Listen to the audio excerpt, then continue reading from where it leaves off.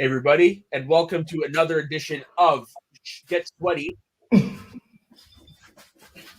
I am your friendly neighborhood soda, joined as always by Big Fudge Ben Rayner, and joined by that 50 Shades guy over all the way in the Middle East. How are you guys doing this morning? And I dig your shirt, by the way, 50. I dig it too. I'm doing well. I'm really well. Digatano. Man, that's a record for me. So how are you guys doing this morning? I'm doing well. I can't wait to get into this mess. This is going to be a fun one, and I had a great week. Going to be on a thing. Good. Hello there, Ryan. Always up for a very bad pun. I should explain this to you. Chris Jericho's WWE theme song was called "Break the Walls Down." Oh, gotcha. Yeah. Anyways, speaking of walls, we are here discussing our top 5 favorite fourth wall breaks. I got a feeling there's going to be a lot of repetition in this one, but either way, it's going to be a fun list to discuss because a lot of these are from comedies and they all make us laugh at one degree or another. I can't wait to discuss this. So, whose idea was this? This was Ben's? It was mine. Okay, Big Fudge, kick her off. I haven't seen this movie yet, but I've seen this clip plenty of times, and it always makes me laugh. It's from the Cherry and Sonic Bob reboot. The reboot. It was interviewing Ben Affleck. And I forget the lead up to it, but he said, what did he say? Something about growing up, something about... Yeah, I know this. Batman, whose mom's name escapes me at the moment. I agree. I didn't think about that one because on my honorable mentions, I have one from Jay and Silent Bob also featuring Ben Affleck. Yeah, I think I know the one. Yeah, it's the Hold 'Em in Nate McNeil scene where where Ben Affleck's just like, yeah, who in their right minds would pay to see a Jay and Silent Bob movie, and all three of them look at the camera. They're staring into my soul. I wish Ben Affleck would do more of those movies with Kevin Smith. Well, they had a falling out. That's why they didn't really do anything, right? But I agree. Yeah.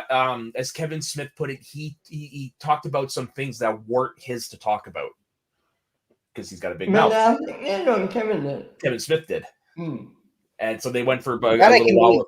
Yeah, me too. They went a little while to talk about it. I do agree. Kevin Smith and Ben Affleck have it's one of those. It's like Scorsese and De Niro. It works. Yeah. And I do recommend watching Jay and Silent Bob reboot. It is a really good movie. When Kevin Smith gets introspective like that, his movies are really good. Yeah. Anyway, what is your number 5, Matt? Number 5 is from my favorite Mel Brooks movie. It is from Robin Hood Men in Tights. And it is the moment where Robin Hood says, I, for one, speak with a British accent. Yeah.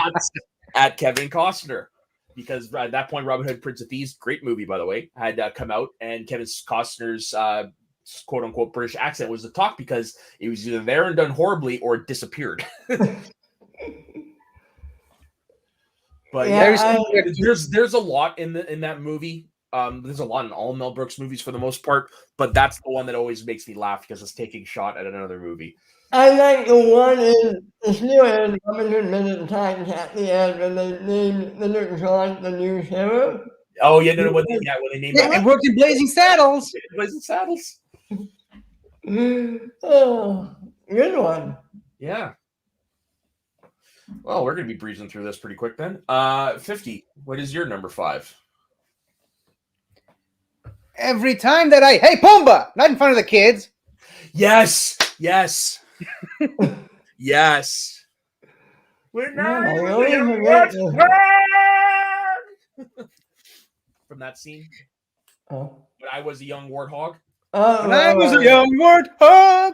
That's right at the end of that segment of the song where he's like, and by the way, I'm kind of happy they changed it for the live action remake, but in the original, I don't know what's so dirty about farting, but whatever. Timon just gets up in his face and he shuts him up and he's like, not in front of the kids. And then Simba just looks at the camera and like, Like, what did I miss? Yeah, that was one of the, without realizing it, that was one of the first instances of a fourth wall break I'd ever seen. I just didn't realize it at the time. Yeah, me neither. Yep. I guess me neither. And it's not something that he does a lot either. Yeah.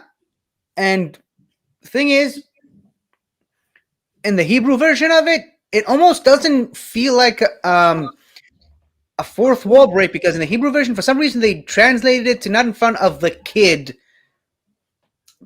specifically meaning Simba. Yeah. And in the English version, obviously, he says not in front of the kids who are watching. That makes it a fourth wall break. And so it kind of depends on which version you're watching. And I didn't get that part until much later in life well, obviously I started with the English version, then I watched the Hebrew version, but I didn't understand anything. So let me ask you that, because someone who lives in a country where English is, I guess, the second language, a second language. When you were growing up, was it usually the English versions of the movies you were watching, or was there most of them Hebrew? For the most part, I only watched the Hebrew versions of the movies. For some reason, I always just had The Lion King in English. Okay. And it wasn't even the original cassette tape. It was like VHS. I'm old enough to know what VHS is. Calm down. But I was just. It wasn't the original. It was like someone recorded an English version of The Lion King on a VHS tape and gave it to me. Well, gave it to my parents because I was one, but still. And I still have it, and it's in great shape. For It's those of you who still are wondering, watchable. this is what a VHS cassette looks like. And yes, it's Rocky 5. Leave me alone. Your favorite Rocky movie. I liked Rocky. I do. But this is what a VHS tape used to look like, kids. Wow. Used to look like it still does. Shut up. But I was gonna finish. It was this, and for some reason, Toy Story, which I actually had both versions growing up. So I kept switching between the two and trying to compare them. One I did understand, and the other one I had no idea what they were saying, but I still watched it, and those movies kind of taught me English. So well, there you go. That also, that explains a little bit more about why you love Lion King so much. Then, yeah, I loved it, even though I had no idea what was being said in the movie. But it's somehow I always knew without understanding the language, which is weird to me. I didn't watch the Hebrew version until much, much later. Like, I don't know, when I was 4 or 5, something like that. So with Toy Story, would you say you watched it to infinity and beyond time? And I'm still doing it. I can't wait for Lightyear. Yeah, me neither. I'm actually excited about that. I really am. Me too. It looks great. It does. By the way, can we just talk about that? This is the second time Chris Evans trolled us by saying half a catchphrase. Mm-hmm. Yep. Like, okay, God damn it, Chris, why do you keep doing that? Well, I don't know. Maybe I think in this instance, I said Avengers Assemble was a funny bit. I think in this instance, they're just waiting for the movie for him to say it. Yeah. Instead of the trailer. Still. But yeah, the first one was good. Avengers, and then credits. You're like, son of a bitch. And he's about to say assemble. And even Scarlett Johansson says assemble in the bloopers as soon as he finishes the scene. Did she really? Yeah, in the bloopers. It's pretty funny. And she's like, assemble! Completely breaking character. Yeah. Oh god. Oh fuck. And then when we finally got it in the actual movie, it was like, Avengers! Yeah. Credits. How did everyone hear him? I don't know. Well, I mean, Doctor Strange brought everyone there. Is it too much out of the realm of possibility to assume that he sort of mentally connected everybody on the battlefield so they can hear each other despite everything going on? Like one. I mean, it works in Young Justice. Why not in the MCU? It's true. Yeah. Which it does, because we do have instances later where everyone's talking, you would think, to themselves, but really they're talking to everyone else. Yeah. What is it? Yeah. No, I don't know. Yeah. It's very common because I mean, it's better than Shazam. when he's like yelling at him, Oh, threatening, God, threatening him, that and he's is like, so "What? funny. Yeah, I okay, can't that hear was you. You're funny. too far away." That was funny. But no, the whole intercom thing, it is a comic book thing because they do that in team ups, but they never. It's just one thing. Okay, you just take it for granted because they never explain it. It's very much a comic book thing. I love Because it's not that important. Yeah, it's just one of those. Okay, you take it and you go. Yeah. It's like these are flying people blasting They're touching- blasters out of yeah. their arms. Makes sense. They're touching their ears, and there's clearly nothing there, but you just accept that they're talking to each other. Yeah. Okay, all right. All right, Ben. What's your number 4? If Austin Powers, the spy who shagged me, Ooh. is when he's getting ready to time travel for the first time. He met Basil having a conversation in what I think is a garage, but I'm not sure. Yeah. In the whole order like on quasi bit. Yeah. And then he says to the camera, I just hope you're all having a good time. Something like that. And they both look into the camera. I'm trying to remember because I just watched this a couple weeks ago. I remember everything up until the supposed fourth wall break. It's there. Maybe I was just too high while watching it. I don't know. That is possible. I mean, That is possible. It would be a novel concept for you to at least try to at least once watch a movie not high, so you can remember what happens in there. You know what? Eat shit.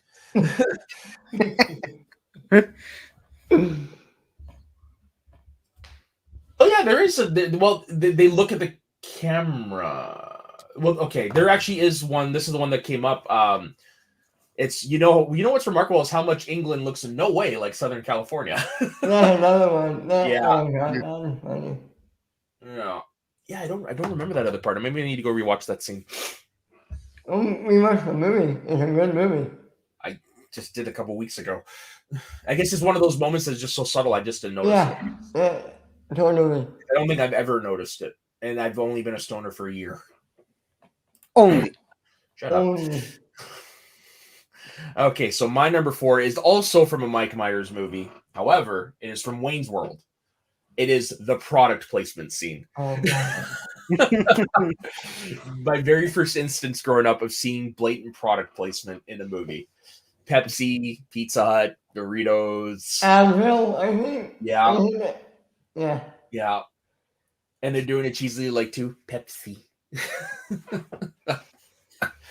That's the thing about Mike Myers. Like when he's really on his game, he knocks it out of the park, which is what he did with Wayne's World, which is what he did with Austin Powers 1 and 2, and you can even argue 3 a little bit, which I think Who is great? Who doesn't like great? it is the lesser of the trilogy. But it's still great. In my opinion, it is the lesser of the trilogy. I did love that opening scene of the Tom Cruise. Yeah, Well, we don't need to go down that road, but yeah. Yeah, no, and like Wayne's World is full of moments like this, but it's this product placement scene that everybody remembers because of just how blatantly on the nose it is. I love the Reebok bit. When you see they know how we coming in, Yeah, Garth is dressed all in the garb. yeah. Alrighty, 50. What is your number 4? Isn't it your turn? That was my number 4. Oh, okay. Sorry. So my number 4 is also from a Mel Brooks movie, also from Robin Hood Man in Tights, Okay.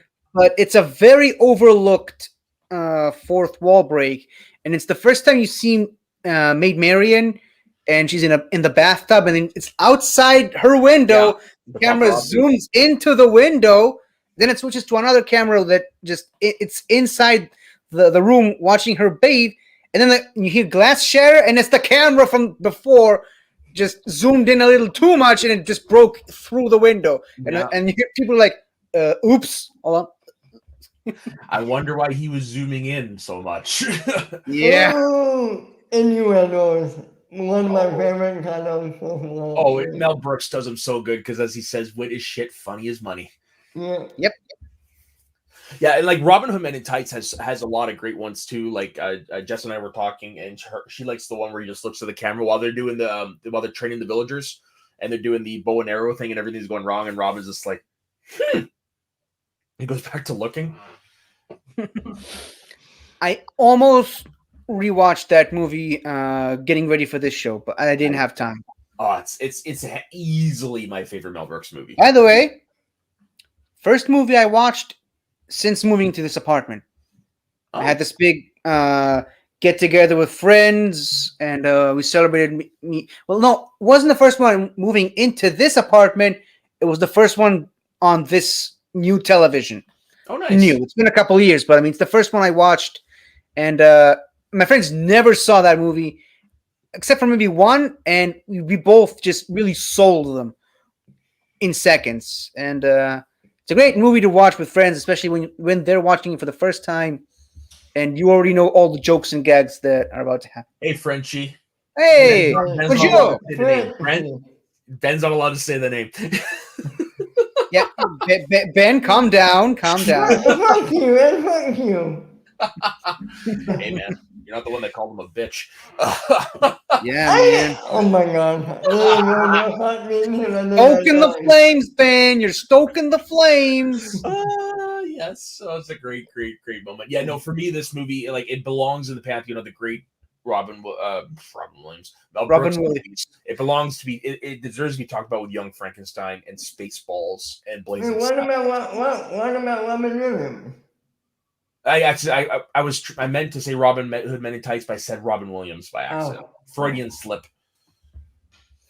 And to be honest, that's an actor I'm surprised never did anything in a Mel Brooks movie. I don't think Uncommon Gods would allow it too much of one big mess that would have come from that. Yeah, too much of a good thing. Yeah. All right, so Ben, this is going to be a short show. What is your number 3? It happens really quickly. It at the very beginning of the movie Airplane. Ted is walking through the airport. He then got into a conversation with, I forget her name, but she leaves. He looks directly in the camera and he says, "What a pisser." It's so brief, so funny. I laugh at it every time. Airplane is a movie that I have watched twice and for some reason never stuck with me like a lot of the other Zucker, Brooks, and Zucker movies. Like Naked Gun, it's from the same guys, but I mean, that one, or maybe I might have just a more emotional attachment to those because I've been watching them since I was a little kid. Whereas Airplane, I didn't see it for the first time until I was in my mid-20s. It might be my favorite parody movie. It's so funny. Oh, there's a lot of great lines in there. It's like, clearly I picked the wrong day to quit sniffing glue. and of course I'm serious. And don't call me Shirley. Of course I'm serious. Don't call me Or, Ben, what's your favorite running gag in that movie? Excuse me, stewardess. I speak jive.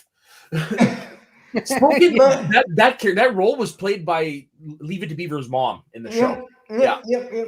My favorite gag. What would it be? Kareem Abdul-Jabbar and everyone's like, "Hey, aren't you?" Yeah, and Kareem Abdul, the whole Planet crew. Yeah. When Peter Graves, "Hey, Sonny, have you ever been inside like a basketball locker room or something?" Yeah. Or it's just like, "Have you ever seen a grown man cry?" Yeah. I've got two that are my favorites. Is the main character guy, I forget his name, trying to tell his life story to people, and there's a flashback, and then when it flashes back to the real thing, people just kill themselves because they're tired of listening to this guy's sub story. That's my first favorite. My second favorite is the guy in the taxi. Oh yeah. Any normal person would have left immediately, but he's like, there was actually something that was done on purpose. Hold on. Who was the and what's the best part about it is that it also has a post-credit scene of him still standing there. The counter's up to like 1 million, and he's like, "I'm giving him 5 more minutes, and then I'm out." And I'm like, "Dude, he's on the other side of the country by now. You haven't left already. You should." I even like Airplane too. I only saw pieces of it. I didn't saw the full thing, but I've never seen Airplane 2. I'm probably not going to watch it because I've heard it's in the vein of Caddyshack 2. But I knew there was something to that particular gag with the taxi driver. On its own, it's a pretty good joke, but it becomes a million times cleverer if you know who the taxi passenger is. As it so happens, he was played by Howard Jarvis, an American businessman and politician who lowered California's property taxes by spearheading Proposition 13. And that's the joke. Jarvis, who is primarily known for his strong views on fiscal responsibility and limited spending, played a character in Airplane who's the exact opposite of careful with his money, unless he was always planning to murder and rob the driver. Pretty genius. So subtle. Kind of That's the brilliance of Mel Brooks. That's not Mel Brooks. Yeah. That's not? No. No. Tucker Brothers.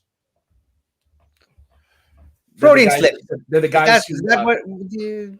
Yeah, because Mel Brooks is known for parody, but some of the greatest parodies were never made by Mel Brooks. No, these guys also the ones that did the Naked Gun movies, which are fucking great. Yeah, they did. Was it them who did Top Secret as well? Which is one everyone's like, oh, it's a great movie. I'm not a fan of it. I never saw it. It's the weaker of their parodies, in my opinion. It's. Well, they also did Scary Movie 3, I believe. I don't think so. Well, who knows? Off the top of my head, I don't know.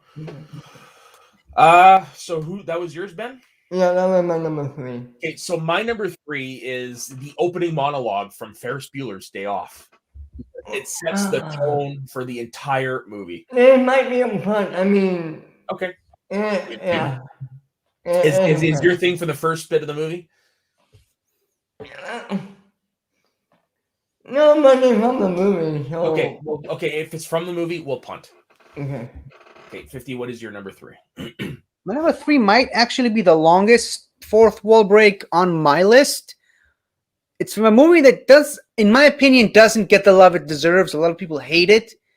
I mean, it's a sequel. It's got that stigma of not being good as the original. It's a horror sequel, which rarity for me, but it's from Gremlins, the new batch. Oh. And the Gremlins burned the movie. and the people are going out of the cinema complaining that the Gremlins ruined the movie for them. And then the usher goes in trying to seek somebody out in the cinema. And it's Hulk Hogan yelling at the Gremlins to restore the movie.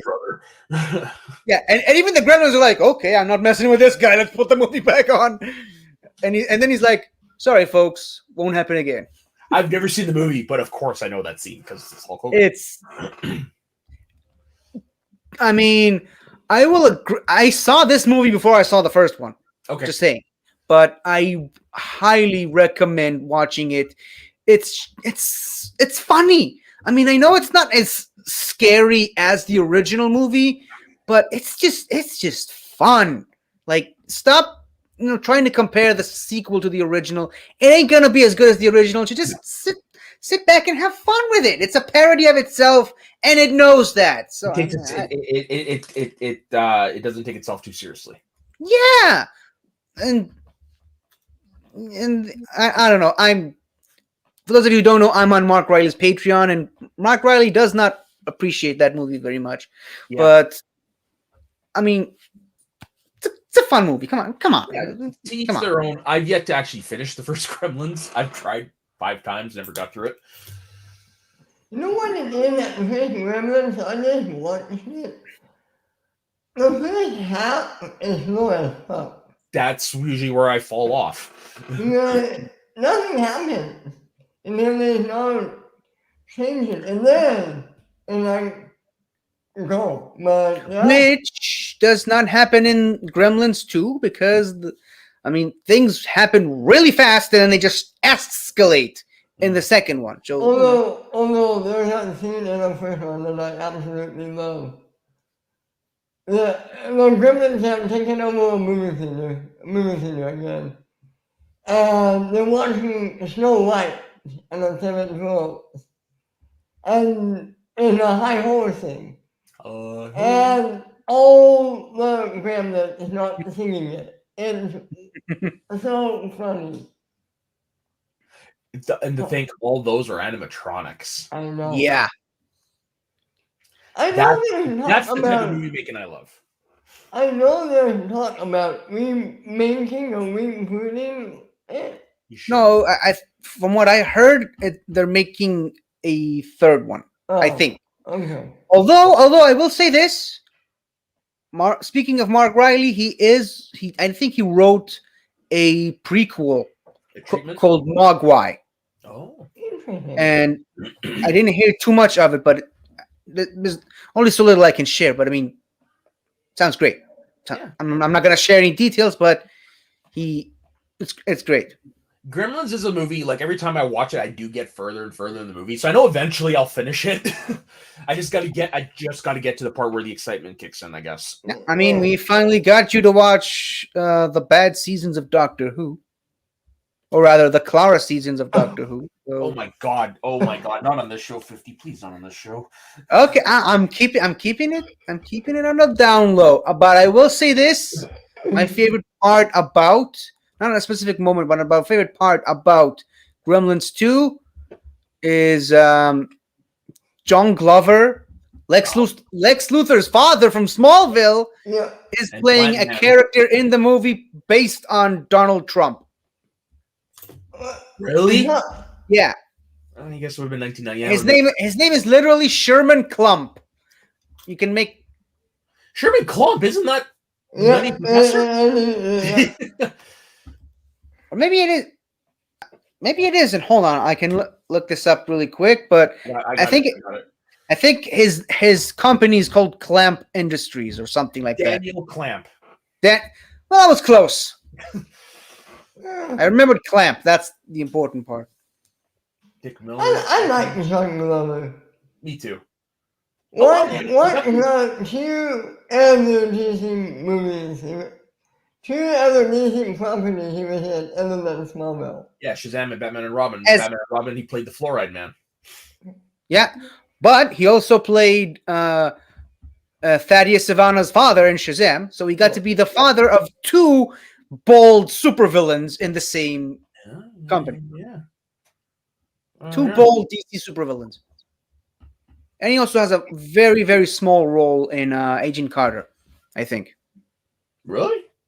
And he had a cameo bit in the second RoboCop. Yep. As a Magnavolt salesman. Yeah. That just happened to be on the screen while I'm looking to see if he was actually in. He voiced the Riddler in Batman the Animated Series universe. Really? Yep.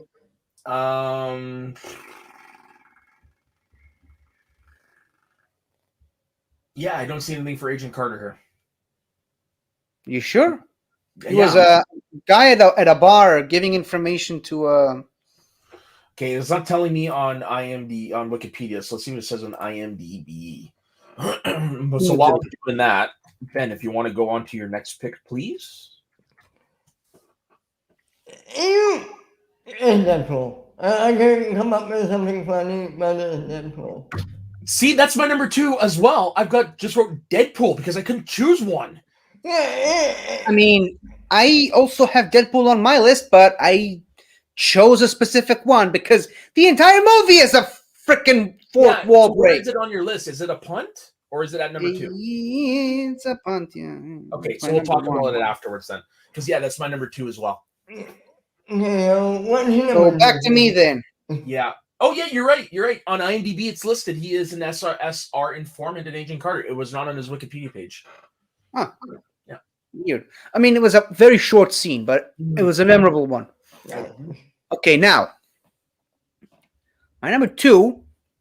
It's from Spaceballs, and again, it's hard to pick a specific one, but I went with the one where they're specifically looking up Spaceballs the movie. Punt.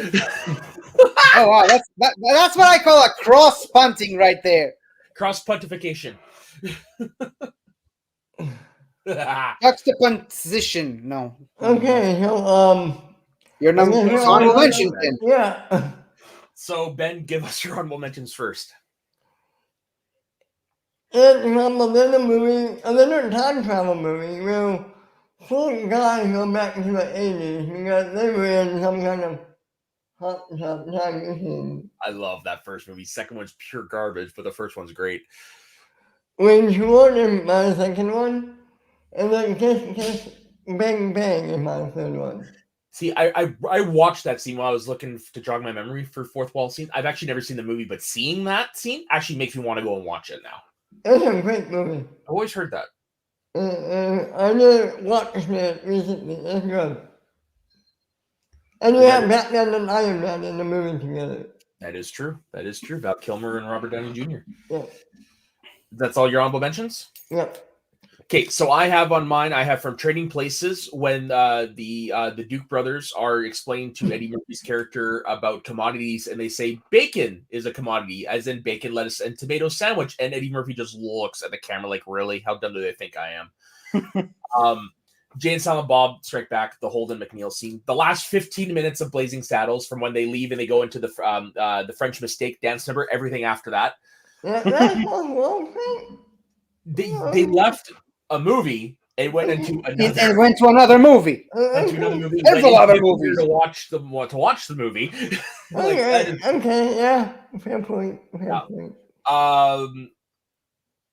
And also from a recently rewatched George of the Jungle, the fighting with the narrator scene. Oh my god, I forgot about that. Yeah, there's a lot of moments you could have taken that, because like Deadpool, that movie is a fourth wall break movie, but it's the fighting with the narrator scene because that is from the cartoon. That is actually I take that back. I think George of the Jungle was the first fourth wall break movie. I noticed it. It was the first one. Like Wayne's World was it? No, Robin Hood Men in Tights was the first one where I saw it, but I didn't know. George of the Jungle was the first one where it was blatantly obvious. It's a great movie. Great comedy. I watched it just earlier this week. It still holds up. It has a great cast too. You have Brendan Fraser, Leslie Mann. Does not look like she's aged today in 25 years. She and Paul Rudd, man. They're making vampires here. Holland Taylor as the mom, and the dad is played by Matthew Perry's dad, whose name I can never remember. John Bennett Perry. John Bennett Perry, yeah, John Bennett Perry, and then you've got Thomas Hayden Church as Lyle. John Ben and Jerry's. Now I want Ben and Jerry's. All right, do you have any honorable mentions, 50? Yep. So the ending of Ferris Bueller, more specifically the post-credit scene, which inspired another post-credit scene that we all know of. Superman looking into the camera at the end of every Christopher Reeve Superman movie. That's smiling. true. That would be considered one, wouldn't it? I love that scene. I just never would have thought about it. It's The Many Adventures of Winnie the Pooh, when Tigger is stuck up in the tree and the narrator turns the book around to help Tigger get off the tree, and then he spins it back around. And like you said, the ending of Blazing Saddles, where they have that massive fight scene and they just jump out of the movie into another movie, and then another movie, and another movie, and then eventually the bad guy's like, "Taxi, get me out of this movie." Yeah, it takes him to the movie theater, which on the marquee, says Blazing Saddles. That was done in post because when they were filming that scene, it was still under the original movie title of Black Bart. And the name of the scaled TV pilot they did for the show. They tried to do a Blazing Saddles show. You can't name a movie that. Especially today. Yeah. Louis Gossett Jr. played Black Bart in that one. All right. So we already know what our number ones are. So let's start with mine and Ben's, which was the whole Deadpool movie, apparently. No, my number one was Ferris. No, your number one is Spaceballs, and my number one is Deadpool. That's what it was. I'm sorry. It was okay. Anyways, a lot of cross pollination there. Yeah. I'm sorry. Cross pollination. Yeah. Okay. So what did you have a specific one from Ferris Bueller? Me? Yeah. There's a whole movie. I love every time he breaks the fourth wall and he talks to the camera. the post credits scene at the end. Yeah, I couldn't pick just one. Mhm. I For don't this know one, how I you had- did it. I had to go with the opening monologue because it sets the tone for the whole movie perfectly. And I can't argue with that. I can't argue with that. Yeah, because this was the fourth wall breaking in this. You could say was unique to its time because yeah, Blazing Saddles was a fourth wall break, but this is one. Excuse me, where he's directly talking to the audience. And I think, if I'm not mistaken, no, I'm thinking of something else. What were you thinking of?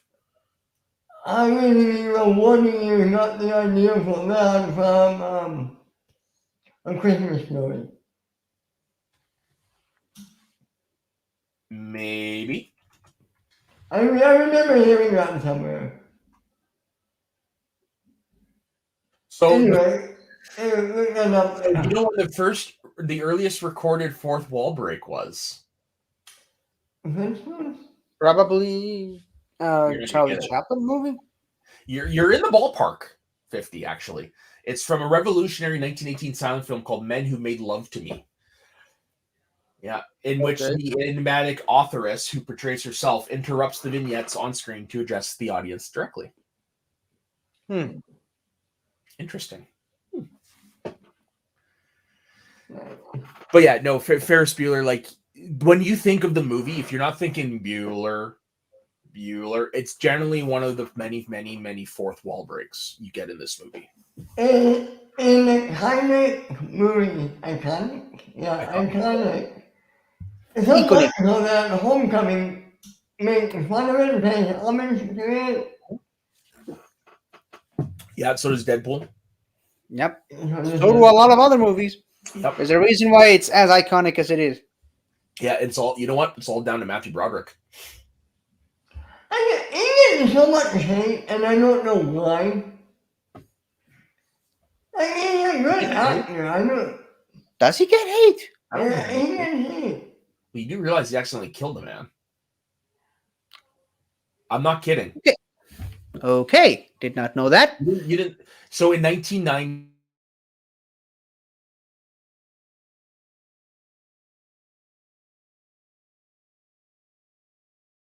There. What the hell just happened? I'm talking about Matthew Broderick and everything went off the rails. Yeah, I think the force does not want us to continue. So But no, it was a traffic accident. He coming around the corner. I think he was coming around the corner. Anyways, there was a car accident and he accidentally killed a man. Oh. yeah, but I mean, key word there, accident. It's not like Johnny Cash who purposely shot a man just to see him die. Yeah. Wait, what? You never heard of that? Johnny Cash actually shot a man because he wanted to watch how he dies. You know that's a line from one of his songs, right? Didn't he actually do that? That's a line from Folsom Prison Blues. Oh my. Well, gotta stop listening to my mom. Okay, well, let's get back to the show. Yeah, okay, so here's what it was. As Broderick drove down a straight road free of bends, he crashed into a vehicle holding two local women. The locals died in the crash. Well, that was Jennifer Grey. Jennifer Hey, Grey. wait a minute, Broderick. Yeah, it was Matthew Broderick, and I thought it was Sarah Jessica Parker. Did John Cash kill a man? I don't know who he is. Yeah. He never shot a man in Reno just to watch him die. No, that was definitely a song. Okay. Your mom lied to you. Or she believed it. That too. I would believe that she actually believed that part of the song was real more so than she lied to me. It's an urban legend, so that's probably why she believed it was real. Well, she believes all urban legends, but Yeah. okay, never mind. Yeah, he had gone to jail, but it was more for like minor stuff like DUI, that type of stuff. Yeah. Okay. Yeah. It's a good thing she ain't watching the show tonight, isn't it? Yeah, your mom might have learned something. Okay, so now we're on to my number one, which was all of Deadpool, because dear Lord, you could not have done a Deadpool movie without the fourth wall break, and boy, did they give it to us in spades. The one that did pop into my mind though was the one where he's the second time he's retelling. You see the scene where he's cleaning his thing, and he's like, "It's a fourth wall break and a fourth wall break. It's a 16 wall break." That's like 16 walls. Yeah, that's the one that popped in my head. But there's just so many good ones because it's like every 2 minutes there's another one. I mean, yeah, it is great. But I specifically chose a particular one, which is just Deadpool talking to the camera directly right before jumping off the bridge into the car to beat the people up, because that is basically the first footage we saw of the movie before there was even a movie to watch footage from. Yep. So that's why it's so symbolic to me. That's why it's my favorite part, not only my favorite part of the movie, but my favorite fourth wall break in the movie, because even the stuff he says like, I know, right? Whose balls do I have to funnel to get my very own movie? Yep. Yeah. And I'm not gonna hold on, where is it? Like, here's the example. Oh, sorry, keep going. And I'm not gonna give it away, but his name kind of rhymes with Polverine. Okay, when he pulls off the mask at the end and it's Hugh Jackman's picture stapled to his head. But it's a secondary mask, just in case this one falls off. There's just so many. Like, you've got the opening credits alone are a fourth wall break, directed by an overpaid tool. Yeah. Written by the real stars of the movie, the real heroes of the movie. Pop goes the reference. You ever see 127 Hours? Spoiler alert. Shame on you, Hollywood. Oh, hello. Whose balls do I have to fondle to get my own movie? I'm not going to name names, but it rhymes with Polverine. Little Bit Green. Oh, animated. And yeah, there's one from the movie that I didn't realize is actually from the comic books. It's the one where crossed with a Shar-Pei. Where he describes that's actually from the comic books. Hey, if you look like Ryan Reynolds crossed with a Shar-Pei, you'd understand. Well, who do you care? Superman with no kryptonite, Agita. Yeah, that's actually was made it into the comic books. And when Colossus throws him, it's like as you can guess, things just went sideways in the most colossal way possible. And then he just turns into the action figure from X-Men Origins Wolverine. It's like, okay, maybe not that horrible. Or it's just what was it? We are taking you to the to talk to Professor Xavier. Which one, McAvoy or Stewart? It's hard to keep the timeline. These timelines are so confusing. And they follow that up in the sequel where he's actually in the X-Mansion, and it's the cast of X-Men Apocalypse and Beast is closing the door. It's like, oh, we're not supposed to be in this movie. That's the thing. Like, that was a surprise because they filmed that way separately. Like, that was done elsewhere. Nobody knew. Not many people knew about that. They both came out the same year. Yeah, and that's all the first class era stuff, guys. Oh, for sure. It was. It would have been after what? It would have been after Apocalypse, because you already had Apocalypse and the first Deadpool was the same year. Yeah. Okay, because in that particular X-Men cameo scene, like you had Ty Sheridan and Cyclops, you did have Sansa Stark. All the Apocalypse cast. Yeah, it was. Actually, there is come on, Ben. One from Deadpool 2. What? There's one from Deadpool 2 that probably takes the whole kit and caboodle. Oh yeah, two of them part of the same scene.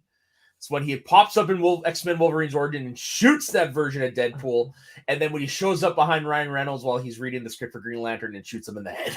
You're welcome, Canada. You're welcome, Hollywood. Yeah. Nah, those movies are due for a rewatch as well, man. Ryan Reynolds, perfect for that. How about the X-version on the unrated version? When he goes back in time further and finds maybe Hitler. Yeah. I didn't see that one. It's on the unrated Blu-ray. It was added into the movie. Okay. I love those movies because it gave us Ryan Reynolds as Deadpool, but at the same time, it's like he's only playing a Deadpool-ish character in every movie he's in, which is great because we love Deadpool, but I mean, it's even when he's playing freaking Pikachu, Yeah. that's a Pikachu Deadpool. Even And- Ben Wilder, you could say, has some Deadpool-ishness in him. Yeah, Hey, and I just what- I just told you off camera before coming here. I rewatched Free Guy. Oh, Great movie. Ryan Reynolds is great in it. It's basically just Deadpool as a video game character. But at what point can you say that's just Ryan Reynolds? I mean, that's not Deadpool. Yeah. Yeah. At what point? Ryan Reynolds is Deadpool. And he's playing himself in Yeah. every movie. Which, you know what? It's Ryan Reynolds. It's funny. I'm Sure. for it. It works. By the way, speaking of Pikachu, did any of you guys see the promotional material they released for Detective Pikachu of Ryan Reynolds' method acting to get Yes. into the character of Pikachu? Yeah. It's Yeah. Blake Lively, who wasn't even in the movie. It was like, ever since he took the role, he had always talks in Pika Pika. He asks us to address him as Pikachu, and it's so hard. Okay, I'm a little bit of a side tangent. They're my favorite Hollywood couple. Not a bad. Because the way they go, the way they are in the public, the way they're always taking fun little playful pot shots at each other, especially Ryan to Blake, cracks me up every time. I think my favorite Hollywood couple would either be them or John Krasinski and Emily Blunt. Oh yeah, Mm. they're fun. They're fun. Oh, I don't know if you can count that or not. Ryan Reynolds and Hugh Jackman, they act like they're on married couple. What Oh is no, it? they act like they were like their ex-wives to each other. Which is even better. Yeah. Now, what is it going to take for us to get a Ryan Reynolds, Hugh Jackman comedy? It doesn't have to be Wolverine, Deadpool. I just want them in the same movie together. Well, Hugh Jackman really is a good guy. And the entire plot of the movie is them just fighting over which of them has the best gin. I Thing. have it. I have it. Face Off remake. Ryan Reynolds and Hugh Jackman. As a comedy. Ooh. Yeah. Tell you what, it's better than the idea that I heard some people suggest of a face-off reboot with The Rock and Kevin Hart. I'd heard that too, and that would be fucking hilarious. I mean- I like that. Yeah, but I mean, okay, the first face-off is stupid and ridiculous. That's why we love it. That's like taking things a little too far. That's something Don't you you would do. That's something you would do in like a spoof movie, Yeah, which I still want to see. a spoof of a stupid, fun, dumb movie. They have great chemistry together, on Yeah. and off screen. Oh god, I love them in the Shumanji movies. Me too. Especially the first. Well, more so the first one. The second one was good too, but the first one was great. I like them Cake. both. Look at the cake. Smoldering intensity. And then, spoiler alert, my name is out for a few years. I love Kevin Hart's cameo in Hobbs and Shaw. Yes, as the agent. And talking about cameos, Ryan Reynolds is Hobbs and Shaw. And I'm pretty damn sure it's him who does the computer voice at the end of the villain. I'm Yeah, I mean, they could film that. yeah, I okay, because I'm pretty because I don't know if when they do the sequel, it's like I'm pretty sure he's gonna be the villain, which would be fun. Ryan Reynolds in the awesome would sequel. it be? I mean, you have Hobbs and Shaw, too. Have Ryan Reynolds as a villain. Dwayne, The Rock and Stephen Mack. And motherfucking Keanu Reeves in the somehow. I would put him in the Hobbs and Shaw movies over I would put him in the Fast and Furious movies. Oh yeah, me too. Oh god, I love Hobbs and Shaw. Me too. It's such a dumb movie, but it's so fun. It worked. The that franchise, the number, the better. Yeah, and Black that's the thing. Superman. I don't think that movie would have worked as good if it didn't have all the other Fast and Furious movies before it. I agree with that. That's the one where Ryan Reynolds gets something tattooed on his chest, right? Yeah. And maybe that might have been a deleted scene, but I do remember he's just like, "Yeah, we're close. I got this tattoo too," and it's like something that The Rock has. Yeah. Yeah. Oh, God. The Polynesian sun thing that he has on Yeah, there. yeah. Which I believe is very similar to one of the tattoos that Maui has. Yeah. Well, it's Rock is Samoan, Polynesian islands, stuff like that, right? Yeah. Like that. That's like okay. Brief little history lesson. His grandfather, the High Chief Maravilla, legendary professional wrestler, was actually the High Chief of Samoa, and he had those tattoos. But with him, it wasn't on his arms; it was from his waist down. Every bit of skin was tattooed like that. Wow. And it was done traditionally too, not with a sewing needle, bone and hammer. Wow. That is hardcore. Yeah, that's definitely of their culture, and it is a pretty, in my, if I'm saying so, it's a pretty cool depiction of their culture. I really like that. So there's his did you say his grandfather? His grandfather, late Chief, yeah. So the boulder. Funny enough, his first daughter Simone, her nickname was Pebbles. Yabba dabba doo. Yabba dabba doo. I'm gonna see if I can get a picture of all those tattoos to show you. And also, since we're on that subject, here's a little fun trivia thing that at least one of the people watching this, one of our viewers, is going to enjoy that. So, in the Lilo and Stitch TV show, where Lilo and Stitch are searching for all of Stitch's cousins, every time Gantu shows up, and Gantu is obviously a massive shark alien dude, and to explain why he's so big, he kept saying to people he's from Samoa. He's Samoan. Yeah, here's a good picture that shows it. Like, I thought it went all the way down to his feet, but it didn't. But still, Wow. Cool. Yeah, that's The Rock's grandfather. Who is a better wrestler? Oh, it's The Rock. The Rock. The High Chief was a legend of his time. Like, he mostly wrestled in I should stop screen. He mostly wrestled in San Francisco, which had a very big Samoan population. Like, a lot of Samoans who later went into professional wrestling lived there. All of them were related in one degree or another. But yeah, no, he was very big in California in the 60s. Very big. To the point that when Pat Patterson beat him and bloodied him, Pat Patterson was shocked he made it out of the ring alive. That's how angry the Samoan population was at him. And if you see the Samoans, especially Alpha and Seek and the Wild Samoans, you'd want to run and hide across the border, because those are guys you do not want to piss off. Hard-headed, big, hairy, strong, angry men. Not for me. Nope. Even now, like they're in their like late 70s, 80s. I'm still intimidated by the Wild Samoans. So, quick question for you, Soda. Who's The Rock's biggest adversary in wrestling? Steve Austin, baby. Oh, so not the paper?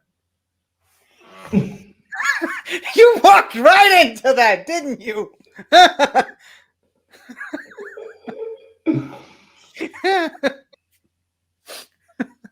Yep.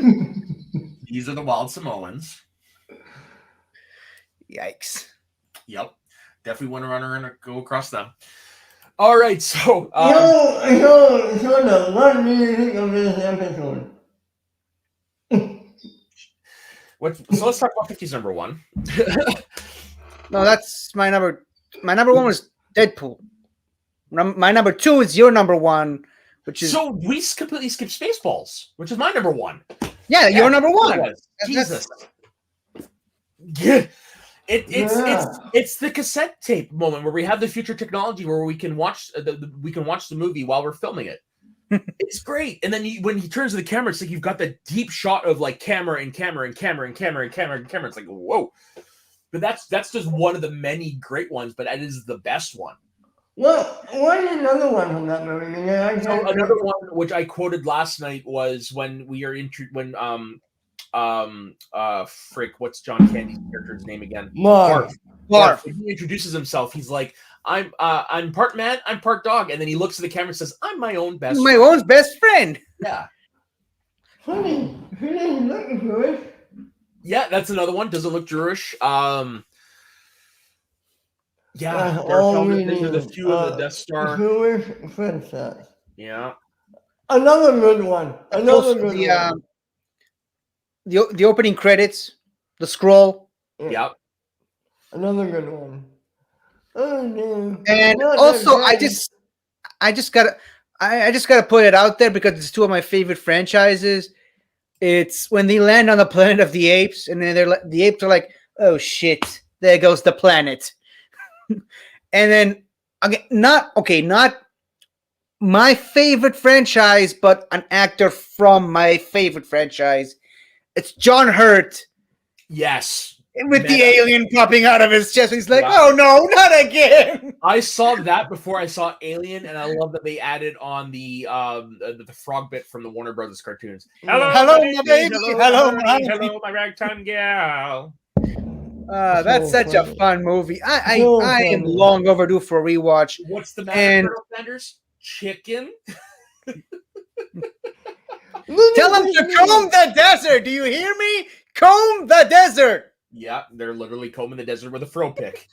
Found anything yet? We ain't found shit. Didn't Oh, kiss me. No. Ding, ding, ding, ding, ding, ding, ding. What happened? When did we get to Disneyland?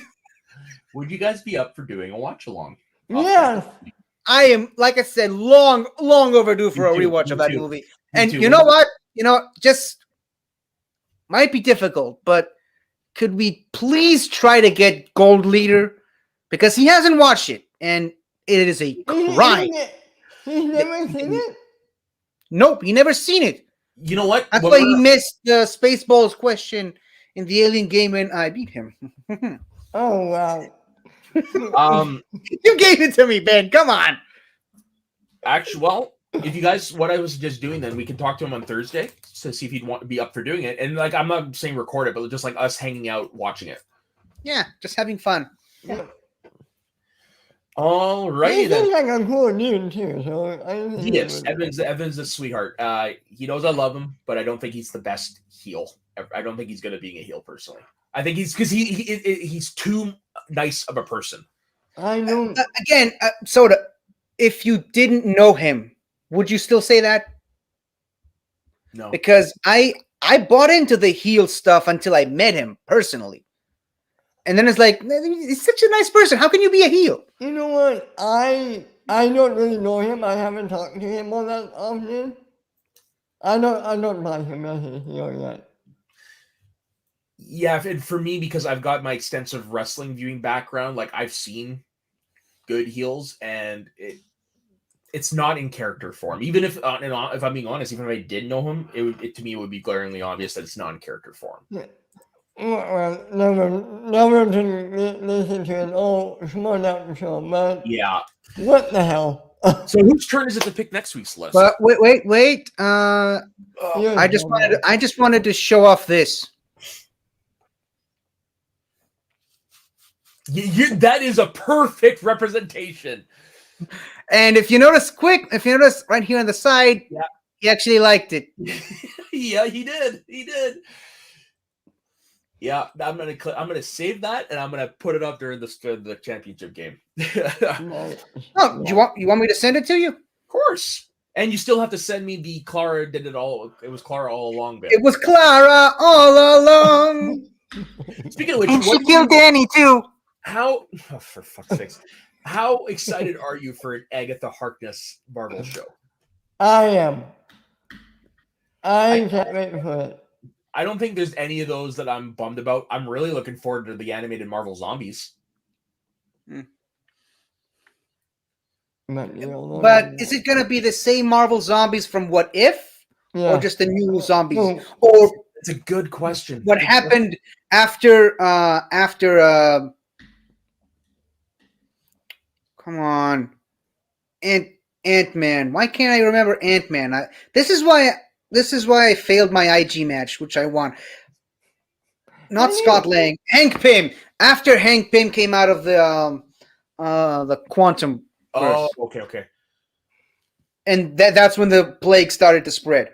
I'm wondering. Okay, I need to get back into IG, man. Come on. no, This is well, embarrassing. Yeah, okay, I can see them definitely playing off of that because when I heard the announcements, like I wonder how much of the comic book they're gonna do because it was a well received comic book.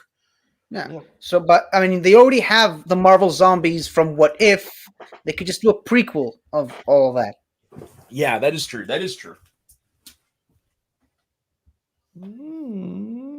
Okay, yeah, it's somewhere else, but I actually have Deadpool kills the Marvel universe, and it's him killing the zombies. Nice. As a comic book. That would be fun because Deadpool's now a property. You could easily bring him in there. Yep. Yeah. Anyways, so whose turn is it next week for the list? Yours. Ah, shit. Okay, I don't have a topic, so I will let you guys know. We will definitely be advertising that. We've really got to start using our Twitter more. I might have a suggestion for you, where I can suggest it off screen Let's if you do it want. off air. Yes. All right. That 50 Shades guy. Where could everybody find you? You can find me and for the next 24 hours, Johnny here on my YouTube channel, 50 Shades of Geek. You can find me occasionally on Twitch on 50 Shades of Geek. And you can also find me recapping the greatest show in the galaxy, especially now that Clara's not in it, every Monday on this very channel. Oh, he's looking for it. He's looking for it. No. I know that look. He's looking you for know the that thing. look. It's not up here. Don't fucking worry.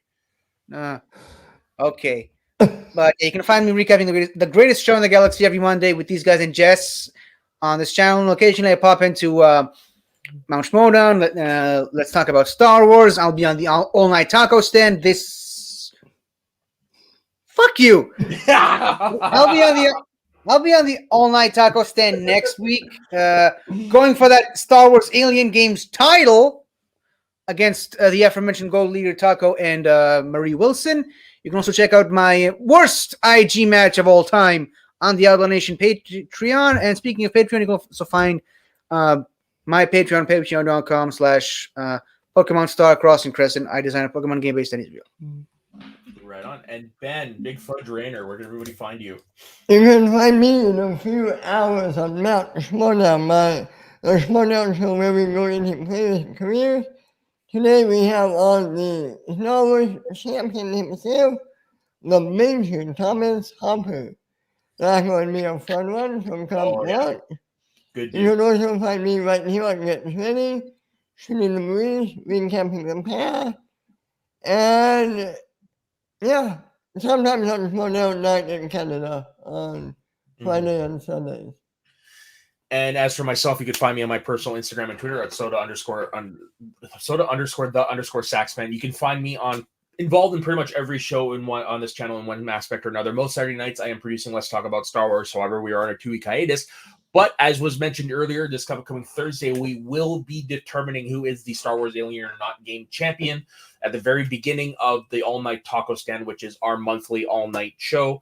Definitely check that out. I will be there this time for more than an hour because I took the next day off. I will also be doing some producing in the role. 50 will be on there. Ben will be on there. Jess will be on there. Many people that you know of from Frenchie. Frenchie will be there, not bitch. That's an in joke. You will see the clip eventually. But yeah, most of us from Trolls of the North will be there. We'll even be having some special guests joining us from outside of our family here. Definitely check that out. I'm not going to say who. Let's just keep them as a surprise. You can also find me on the Squared Slice, the wrestling show I do every Wednesday with Dustin Dubuque. We just drafted the 1992 WWE roster, which is actually a lot of fun. Just to see how many actual Hall of Famers and legends were in that 1992 roster is phenomenal. You can also find me on Shoot the Breeze with Ben. You can find me on Get Sweaty here every Saturday morning with these two lovely gentlemen. You can find me on Recapping the Past, doing Doctor Who right now. And yes, Ben, we will be doing Lost afterwards. I guarantee you.